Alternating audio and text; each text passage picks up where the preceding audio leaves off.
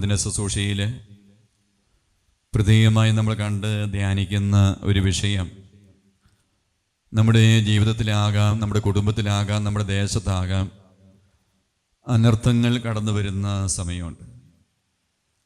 നമ്മൾ പ്രതീക്ഷിക്കാത്ത ചില സമയത്തോ ചില ദിവസങ്ങളിലോ ചില നാളിലോ നമ്മുടെ എല്ലാം പ്രതീക്ഷയ്ക്ക് വിപരീതമായി ചില അനർത്ഥങ്ങൾ, ദുഃഖകരമായ ചില സംഭവങ്ങൾ, ചില അപകടങ്ങൾ, ചില വലിയ തകർച്ചകളൊക്കെ നമ്മുടെ വ്യക്തിജീവിതത്തിൽ കുടുംബത്തിൽ കടന്നു വരുമ്പോൾ ഈ ജീവിതത്തിൽ കടന്നു വരുന്ന അനർത്ഥങ്ങളെ ഞാൻ നിങ്ങളും എങ്ങനെയാണ് നോക്കി കാണേണ്ടത്? ജീവിതത്തിലോ കുടുംബത്തിലോ അനർത്ഥങ്ങൾ കടന്നു വരുമ്പോൾ ദൈവത്തിൻ്റെ ഒരു മകൻ, ഒരു മകൾ എന്ന നിലയിൽ നമ്മൾ എന്താണ് ചെയ്യേണ്ടത്? ഇതിനെക്കുറിച്ച് വചനം നമ്മോട് എന്താണ് പറയുക? ഇതിനെക്കുറിച്ചാണ് നമ്മൾ ഈ ദിവസം ചിന്തിക്കുക. ഒരു കുടുംബം താബോറിൽ വന്ന് ആന്തരിക സഭയ്ക്ക് ധ്യാനം കൂടുക ഒരു പ്രത്യേകമായ നിയോഗം വെച്ചുകൊണ്ട്.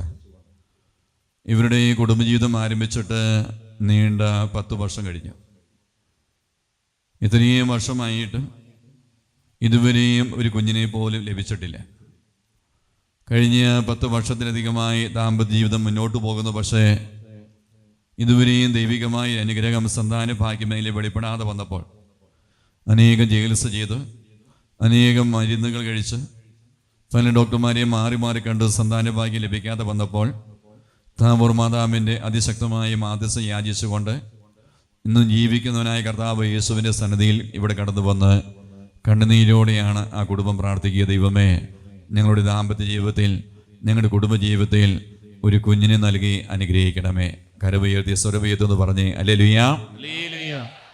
ഇതുപോലെ അനേകം വർഷങ്ങളായി അനുഗ്രഹം പ്രാപിക്കാൻ സാധിക്കാതെ, അല്ലെങ്കിൽ ദൈവാനുഗ്രഹം കിട്ടാതെ ചില നൊമ്പരപ്പെടുന്ന ചില മേഖലകളോ, ജീവിതത്തിൽ വന്നുപോയ ചില വീഴ്ചകളോ, ചില പരാജയങ്ങളോ, ചില സങ്കടങ്ങളോ ഒക്കെ നമ്മുടെ ജീവിതത്തിലുണ്ടാകാം. അങ്ങനെ കഴിഞ്ഞ 10 വർഷത്തിലധികമായി സന്താന ഭാഗ്യമില്ലാതെ വിഷമിക്കുന്ന ഈ കുടുംബം താബോറിൽ വന്ന് താമസിച്ചുള്ള ആന്തരിക സഭയ്ക്ക് ധ്യാനം കൂടുമ്പോൾ ആ ധ്യാന സമയത്ത് ഈ കുടുംബം കണ്ണുനീരോടെയാണ് പ്രാർത്ഥിക്കുക. ഈശോയെ, ഞങ്ങൾക്ക് ഒരു കുഞ്ഞിനെ തരണമേ. ഇന്ന് നമ്മൾ പല മേഖല വെച്ച് ഇന്നേ ദിവസം ഇതുപോലെ ഈശോയെ വിളിച്ച് പ്രാർത്ഥിക്കുന്നുണ്ട്. ഈശോയെ, ഇന്നിന്ന മേഖലയിൽ എന്നെയും എൻ്റെ കുടുംബത്തെയും എൻ്റെ കുടുംബാംഗങ്ങളെയും അവിടുന്ന് അനുഗ്രഹിക്കണം. ഹല്ലേലൂയ. അങ്ങനെ ധ്യാന സമയത്ത് ഇവർ ഈശോയുടെ അനുഗ്രഹം തേടി പ്രാർത്ഥിക്കുന്നു, പരിശുദ്ധ അമ്മയുടെ മാധ്യസ്ഥ തേടി പ്രാർത്ഥിക്കുന്നു. ആ ധ്യാന സമയത്ത് ഈ ദമ്പതികളെ കണ്ട് പ്രാർത്ഥിക്കുമ്പോൾ ദൈവത്തിൻ്റെ പരിശുദ്ധാത്മാവ് നൽകുന്ന ദൈവികമായ സന്ദേശമായിരുന്നു. താപോലെ ധ്യാനം കഴിഞ്ഞ് 10 മാസം കഴിയുമ്പോഴേക്കും കർത്താവ് ഒരു കുഞ്ഞിനെ തരും. ഹല്ലേലൂയ. വിവാഹം കഴിഞ്ഞ് 10 വർഷം കഴിഞ്ഞു കേട്ടോ. ഈ സമയം ധ്യാനം കൂടുമ്പോൾ ദൈവാത്മാവ് പറയുക, നീ ഇനി അധികം നാൾ കാത്തിരിക്കേണ്ട വരില്ല. നീ 10 മാസത്തിനുള്ളിലോ അല്ലെങ്കിൽ 10 മാസം കഴിയുമ്പോഴോ കർത്താവ് നിങ്ങളുടെ ദാമ്പത്യ ജീവിതത്തെ അനുഗ്രഹിക്കും. ഒന്ന് വിശ്വസിച്ച് കരവുയർത്തുമെന്ന് പറഞ്ഞേ ഹല്ലേലൂയ. അതിനുവേണ്ടി ജപമാല ചൊല്ലി പ്രാർത്ഥിക്കാനും അതിനുവേണ്ടി താബോർന്ന് കൊണ്ടുപോകുന്ന വെഞ്ചരിച്ച വെള്ളം വിശ്വാസത്തോടെ ഉപയോഗിക്കാനാണ് ദൈവത്തിൻ്റെ പരിശുദ്ധാത്മ നൽകുന്ന ദൈവികമായ സന്ദേശം. ഇവർ ഈ ധ്യാനം കഴിഞ്ഞ് മടങ്ങിയത് വലിയ പ്രത്യാശയോട് കൂടിയാണ്. ഈ ധ്യാനം കഴിഞ്ഞ് 2-3 മാസം കഴിഞ്ഞ് കഴിഞ്ഞ് 10 വർഷത്തിലധികമായ സന്താന ഭാഗ്യമില്ലാതെ കുടുംബത്തിന് ഉദരബലം ദൈവം നൽകുകയാണ്. ഒന്ന് കൈയടിച്ച ദൈവത്തിന് മാത്രം കൊടുത്തേ, നല്ല ഒരു കൈയടിച്ച് കൊടുത്തേ. ഇത്രയും വർഷമായി സന്താന ഭാഗ്യമില്ല, ഇത്രയും വർഷമായി ചികിത്സ ചെയ്ത് ഒരു കുഞ്ഞിനെ കിട്ടാതെ വന്നപ്പോൾ ഈ ദൈവമായ കർത്താവിൽ ആശ്രയിച്ച് പരിശുദ്ധ മാതാവിൻ്റെ മാധ്യസ്ഥ തേടി ഈശോയെ എന്ന് കണ്ണുനീരോടെ വിളിച്ച് അതിൻ്റെ അനുഗ്രഹമായി ദൈവം ഈ ദമ്പതികൾക്ക് ഏതാനും മാസം കഴിഞ്ഞ് ഒരു കുഞ്ഞിനെ കൊടുക്കുകയാണ്. ഹല്ലേലൂയ. അങ്ങനെ ഈ കുടുംബം വലിയ സന്തോഷത്തിൻ്റെ ഒരു ഭവനമായി മാറുകയാണ്. എന്നാൽ ഈ അമ്മയുടെ ഉദരത്തിൽ ഈ കുഞ്ഞിനെ കെട്ടിക്കഴിഞ്ഞ് 3-4 മാസമായി ഇപ്പോൾ ഈ കുഞ്ഞ് മരിച്ചു. കഴിഞ്ഞ് 10 വർഷമായിട്ട് ഒരു കുഞ്ഞില്ല കേട്ടോ.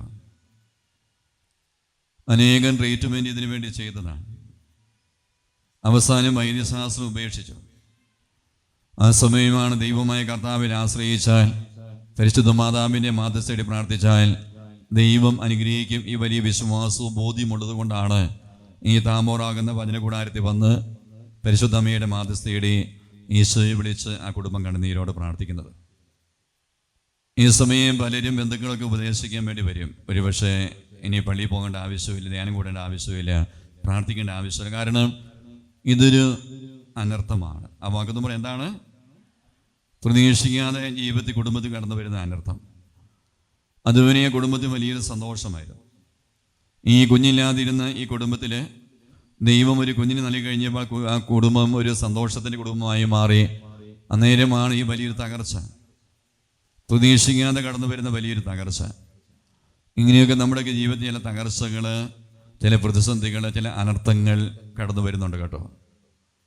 ഇങ്ങനെയുള്ള ചില പ്രതീക്ഷിക്കാത്ത ചില അനർത്ഥങ്ങൾ നമ്മുടെയൊക്കെ ജീവിതത്തിൽ, കുടുംബത്തിൽ കടന്നു വരുമ്പോൾ നമ്മൾ ഇതിനെ എങ്ങനെയാണ് നോക്കി കാണേണ്ടത്? ഇതിനെക്കുറിച്ച് വചനം എന്താണ് നമ്മോട് പറയുക? ഒന്നാമതായി ദൈവത്തിൻ്റെ തിരുവചനം പറയുക, ഇപ്രകാരമുള്ള അനർത്ഥങ്ങൾ ജീവിതത്തിലോ കുടുംബത്തിലോ സംഭവിക്കുമ്പോൾ നമ്മൾ ഭയപ്പെട്ടു പോകാൻ പാടില്ല. ആ വാക്കൊന്ന് പറഞ്ഞ് എന്ത് ചെയ്യാൻ പാടില്ല? അനേകം വ്യക്തി കുടുംബങ്ങളിൽ നോക്കുമ്പോൾ ജീവിതത്തിൽ എന്നോ ഒരിക്കൽ സംഭവിച്ച ചില അനർത്ഥങ്ങളാകാം, ചില വിപത്തുകളാകാം, ചില അപകടങ്ങളാകാം, കടന്നു വന്ന ചില രോഗപീഠയാകാം. ഇതിനെ ഓർത്ത് ഭയപ്പെട്ട് ജീവിക്കുന്ന ജീവിതങ്ങളെയും കുടുംബങ്ങളെയും കാണാൻ സാധിക്കും. ദൈവമായ കർത്താവിൻ്റെ വചനം ഈ ദിവസം നിങ്ങളോട് സംസാരിക്കുന്ന മക്കളെ, നിങ്ങളുടെ വ്യക്തി ജീവിതത്തിലോ, നിങ്ങളുടെ പ്രിയപ്പെട്ടവരിലോ, നിങ്ങളുടെ കുടുംബത്തിലോ, നിങ്ങളുടെ വസ്തുവകളിലോ ഏതെങ്കിലും അനർത്ഥങ്ങൾ കടന്നു വരുമ്പോൾ, ദേശത്ത് ചില അനർത്ഥങ്ങൾ കടന്നു വരുമ്പോൾ നിങ്ങൾ എന്ത് ചെയ്യാൻ പാടില്ല? ഭയപ്പെടാൻ പാടില്ല. ആ വാക്കുന്ന സ്വരമയത്തി പറഞ്ഞ് എന്ത് ചെയ്യാൻ പാടില്ല? ഒന്ന് സ്വരമയത്തി കരമയത്തി പറഞ്ഞ് എന്ത് ചെയ്യാൻ പാടില്ല? നമ്മൾ ഭയപ്പെടാൻ പാടില്ല. എന്നാൽ അനേകര് ഭയപ്പെട്ടു പോകുന്നുണ്ട് കേട്ടോ.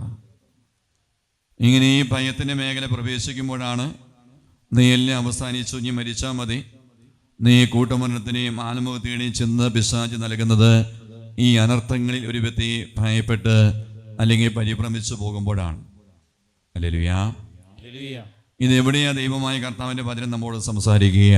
അനർത്ഥങ്ങൾ കടന്നു വരുമ്പോൾ, പ്രതീക്ഷിക്കാത്ത ജീവിതത്തിൽ സംഭവിക്കുമ്പോൾ, ചില അപ്രതീക്ഷിത തകർച്ചകൾ ജീവിതത്തിൽ വരുമ്പോൾ നീ പരിഭ്രമിക്കരുത്, നീ ഭയപ്പെടാൻ പാടില്ല എന്ന് വചനം എവിടെ പറയുക?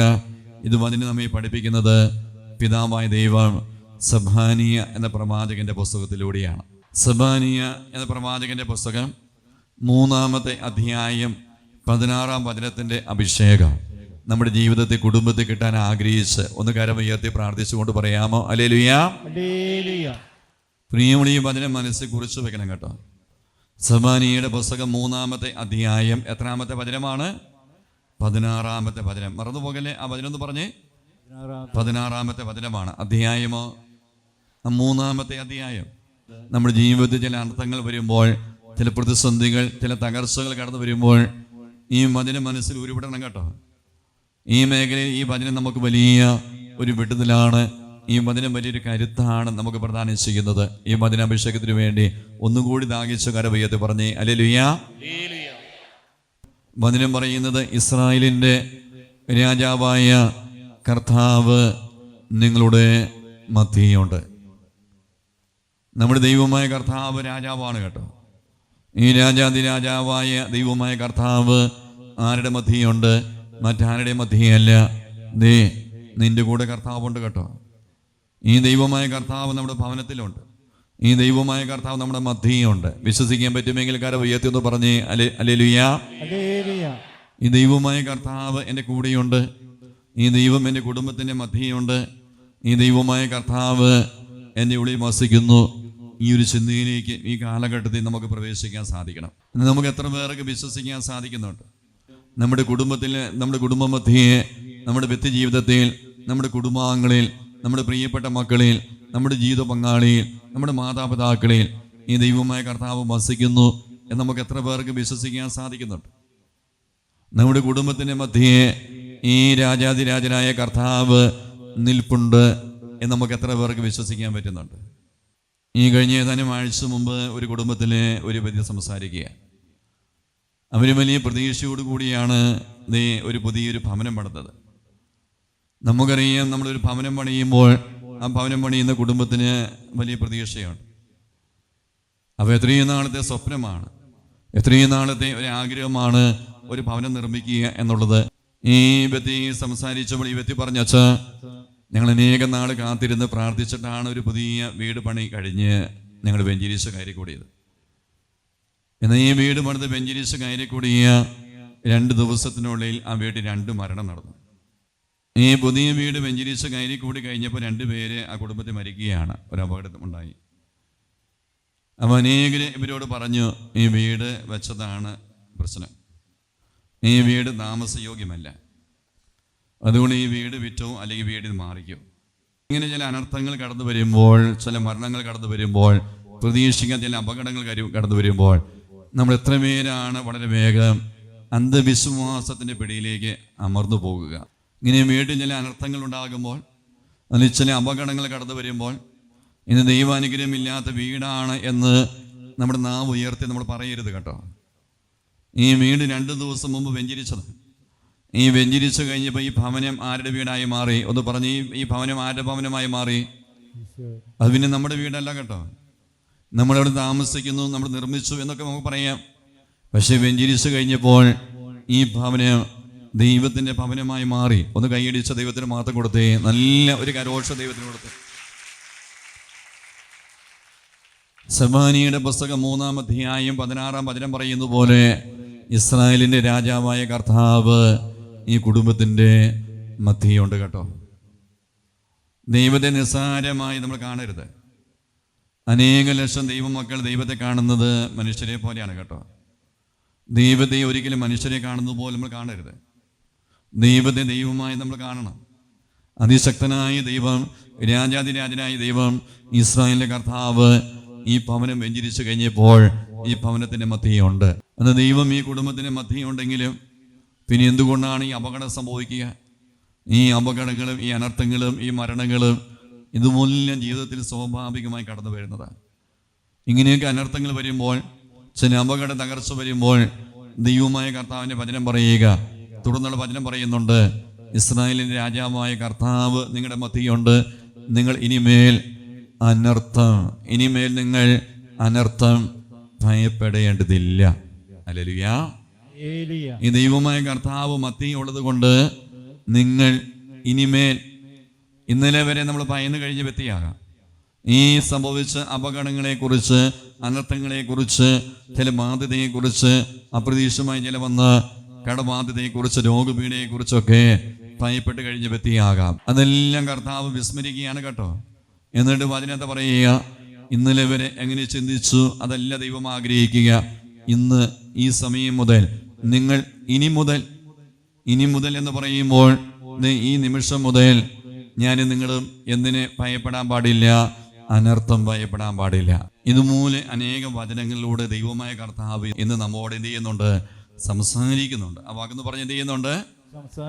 വചനം ദൈവമായതുകൊണ്ട്, ഈ വചനം ദൈവമായതുകൊണ്ട് ദൈവമാണ് ഈ സമയം നമ്മോട് സംസാരിക്കുന്നത്. അനർത്ഥങ്ങൾ നമ്മുടെ ജീവിതത്തിൽ വരുമ്പോൾ ദൈവത്തിൻ്റെ വചനം പറയുക, ദൈവമായ കർത്താവിനെ വിളിച്ച് പ്രാർത്ഥിക്കണം. 86-ാമത്തെ സങ്കീർത്തനം 7-ാം വചനം പറയുന്നു, അനർത്ഥകാലത്ത്. ആ വാക്കെന്ന് പറയാമോ? അനർത്ഥകാലത്ത്, അനർത്ഥങ്ങൾ സംഭവിക്കുമ്പോൾ, അനർത്ഥങ്ങൾ ജീവിതത്തിൽ കടന്നു വരുമ്പോൾ, അപ്രതീക്ഷിതമായ ചില തകർച്ചകൾ ജീവിതത്തിൽ വരുമ്പോൾ ദൈവത്തെ ഉപേക്ഷിക്കരുത് കേട്ടോ. പിന്നീട് ദേവാലയത്തെ ഉപേക്ഷിക്കരുത് കേട്ടോ. നീ അന്ന് എല്ലാ ദിവസവും അനുദിനം പള്ളിയിൽ പോയിക്കൊണ്ടിരുന്ന വ്യക്തിയാണ്. അനർത്ഥങ്ങൾ വന്നപ്പോൾ ബലിയർപ്പണം മുടക്കരുത് കേട്ടോ. നീ ജപമാലയും കുടുംബ പ്രാർത്ഥനയൊന്നും ഉപേക്ഷിക്കരുത്. ദൈവത്തിൻ്റെ വചനം പറയുക, ഞാൻ അങ്ങയെ വിളിക്കുന്നു. ഈ അനർത്ഥകാലം ജീവിതത്തിൽ സംഭവിക്കുന്നത് ഈ ദൈവമായ കർത്താവിനെ, യേശുവേ കർത്താവേ എന്ന് വിളിച്ച് പ്രാർത്ഥിക്കാനുള്ള ഒരു അവസരമായി നമ്മൾ കണ്ട്, ഇങ്ങനെ അനർത്ഥകാലത്ത് ഞാൻ അങ്ങയെ വിളിക്കുന്നു. അത് കഴിഞ്ഞ് വചനത്തെ പറയുക, അങ്ങ് എനിക്ക് ഉത്തരമരുളുന്നു. ഹല്ലേലൂയ. തമ്പുരാന്റെ ഈ വചനം ബുദ്ധിമുട്ടില്ലെങ്കിൽ വലത് കരം ഒന്ന് ഉയർത്തിപ്പിടിക്കാമോ? എന്നോടൊപ്പം സ്വരമുയർത്തി ഈ വചനം ഏറ്റു പറയാമോ? അനർത്ഥകാലത്ത് ഞാൻ അങ്ങയെ വിളിക്കുന്നു, അങ്ങിനിക്ക് ഉത്തരമരുളുന്നു. നന്ദിയോടെ കരം ഉയർത്തി പറഞ്ഞേ ഹല്ലേലൂയ. ജീവിതത്തിൽ അനർത്ഥങ്ങൾ, കുടുംബത്തിൽ അനർത്ഥങ്ങൾ, പ്രിയപ്പെട്ട അനർത്ഥങ്ങൾ വരുമ്പോൾ ദൈവമായ കർത്താവിനെ നമ്മൾ വിളിക്കണമേ. ദൈവമായ കർത്താവിനെ വിളിച്ച് പ്രാർത്ഥിക്കണമേ. ആ സമയം അതിനെന്താണ് പറയുക? അനർത്ഥകാലത്ത് ദൈവമേ, യേശുവേ, പിതാവേ എന്ന് വിളിച്ച് പ്രാർത്ഥിച്ചാൽ ഈ ദൈവമായ കർത്താവ് അനർത്ഥകാലത്ത് എനിക്കും നിങ്ങൾക്കും എന്ത് തരും? ഉത്തരം തരും കേട്ടോ. അപ്പം ജീവിതത്തിൽ അനർത്ഥം വരുമ്പോൾ ഒന്ന്, നമ്മൾ ഭയപ്പെടാൻ പാടില്ല. നമ്മുടെ മധ്യേ ആരുണ്ട്? ദൈവമുണ്ട്. ഒരിക്കലും നമ്മൾ ഭയപ്പെടാൻ പാടില്ല കേട്ടോ. നമ്മുടെ കാര്യങ്ങൾ ഒരിക്കലും ദുർബലമാകാൻ പാടില്ല. ഒരു ബിസിനസ് തുടങ്ങിയതാണ്. ആ ബിസിനസ് നല്ല നിലയിൽ ഉയർന്ന ബിസിനസ്സായിരുന്നു. എന്നാൽ ഏതാനും മാസമായി ആ ബിസിനസ് തകർന്നു പോയി. നമ്മളതിനെ ഓർത്ത് ഭയപ്പെടാൻ പാടില്ല കേട്ടോ. നമ്മൾ ദുർബലപ്പെടാൻ പാടില്ല. കർത്താവിൻ്റെ വചനം രണ്ടാമത് പറയുക, ഈ അനർത്ഥ കാലത്ത് നിന്റെ ദൈവമായ കർത്താവിനെ വിളിച്ച് പ്രാർത്ഥിക്കണം. നമ്മൾ യേശുവേ എന്ന് വിളിച്ചാൽ ഈ ദൈവമായ കർത്താവ് നമ്മുടെ ജീവിതത്തിൻ്റെ അനർത്ഥകാലങ്ങളിൽ കടന്നു വന്ന് നമുക്ക് ഉത്തരം തരും കേട്ടോ. ഈ മൂന്നാമത് ദൈവമായ കർത്താവിൻ്റെ വചനം എന്താണ് പറയുക? അനർത്ഥങ്ങളിൽ നിന്ന് കർത്താവാണ് നമുക്ക് എന്ത് തരുന്നത്? മോചനം തരുന്നത്. ഈ കുരിശ് കിടക്കുന്ന ദൈവത്തിനല്ലാതെ മറ്റൊരു മനുഷ്യനോ മറ്റൊരു വ്യക്തിക്കോ മറ്റൊരു അധികാരിക്കോ നമ്മുടെ ജീവിതത്തിലുണ്ടാകുന്ന അനർത്ഥങ്ങളിൽ നിന്ന് മോചനം നൽകാനുള്ള കഴിവോ ശേഷിയോ ഇല്ല കേട്ടോ. ഒന്ന് കൈയടിച്ച ദൈവത്തിന് മാത്രം കൊടുത്തേ. നല്ല ഒരു കരോഷ ദൈവത്തിന് കൊടുത്തേ. ഈ കുരിശ് കിടക്കുന്ന ഈശോയ്ക്ക് മാത്രമേ മനുഷ്യൻ്റെ ജീവിതത്തിൽ അനർത്ഥങ്ങൾ കടന്നു വരുമ്പോൾ, ചില തകർച്ച പ്രതിസന്ധി കടന്നു വരുമ്പോൾ, ഈ തകർച്ച പ്രതിസന്ധിയിൽ നിന്ന്, ഈ അനർത്ഥ മേഖലയിൽ നിന്ന് ഈ മനുഷ്യനെയും ഈ കുടുംബത്തെയും ഒന്ന് പിടിച്ചുയർത്താൻ, ഈ അനർത്ഥ മേഖലയിൽ നിന്ന് ആ വ്യക്തിക്കൊരു മോചനം നൽകാൻ ഈ കുരിശ് കിടക്കുന്ന ഈശോയ്ക്ക് മാത്രമേ സാധിക്കുകയുള്ളൂ. ഇതെവിടെ വചനം പഠിപ്പിക്കുക? ഇത് വചനം നമുക്ക് പറഞ്ഞു തരുന്നത് 50-ാമത്തെ സങ്കീർത്തനമാണ്. 50-ാമത്തെ സങ്കീർത്തനം 15-ാമത്തെ തിരുവചനം പറയുക. അവിടെ വചനം എങ്ങനെയാണ് പറയുക? അനർത്ഥകാലത്ത് എന്നെ വിളിച്ച് അപേക്ഷിക്കുക, ഞാൻ നിന്നെ മോചിപ്പിക്കും. ഈ വചനം ഒന്ന് വലതുകരം ഉയർത്തി, സ്വരം ഉയർത്തി പറയാമോ? അനർത്ഥകാലത്ത് എന്നെ വിളിച്ച് അപേക്ഷിക്കുക, ഞാൻ നിന്നെ മോചിപ്പിക്കുക. വിശ്വസിച്ച് കരം ഉയർത്തി സ്വരം ഉയർത്തി പറഞ്ഞേ ഹല്ലേലൂയ. സ്വരം ഉയർത്തി വീണ്ടും പറയാമോ? ഹല്ലേലൂയ. ഇത് ദൈവം നമുക്ക് തരുന്ന ഉറപ്പാണ്. 50-ാമത്തെ സങ്കീർത്തനം 15-ാം വചനം പറയുന്നു, അനർത്ഥകാലത്ത് എന്നെ ഒന്ന് വിളിച്ച് അപേക്ഷിക്കുക, ഞാൻ നിന്നെ എന്ത് തരും? മോചിപ്പിക്കും.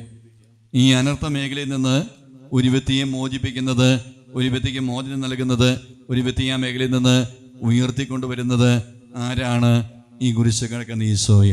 അപ്പം നമ്മുടെ ജീവിതത്തിൽ വരുന്ന ചെറുതും വലുതുമായ എല്ലാ അനർത്ഥങ്ങളെയും നമ്മൾ കർത്താവിനെ സമർപ്പിക്കണമേ. നമ്മൾ അതിനോർത്ത് ഭയപ്പെടരുത്. കർത്താവ് നമ്മുടെ മധ്യയുണ്ട്. നമ്മൾ ആ അനർത്ഥങ്ങൾ കടന്നു വരുമ്പോൾ ദൈവമായ കർത്താവിനെ വിളിച്ച് പ്രാർത്ഥിക്കണം. ആ ദൈവം ആഗ്രഹിക്കുന്നുണ്ട്. നമ്മൾ കാര്യങ്ങൾ ദുർബലമാകാൻ കർത്താവ് ആഗ്രഹിക്കുന്നില്ല. അനർത്ഥ മേഖലയിൽ നിന്ന് മോചനം തരുന്നത് ഈ ദൈവമായ കർത്താവായ യേശുവാണ്. അനർത്ഥങ്ങളിൽ നമ്മൾ ഒരിക്കലും ലജ്ജിക്കുകയോ നാണം കെട്ടു പോവുകയോ ചെയ്യില്ല കേട്ടോ. നമ്മളെ കർത്താവ് ഇല്ലായ്മയുടെ കാലത്ത്, ക്ഷാമകാലത്ത് നമ്മുടെ ജീവിതത്തിൽ കർത്താവ് സമൃദ്ധി നൽകുക.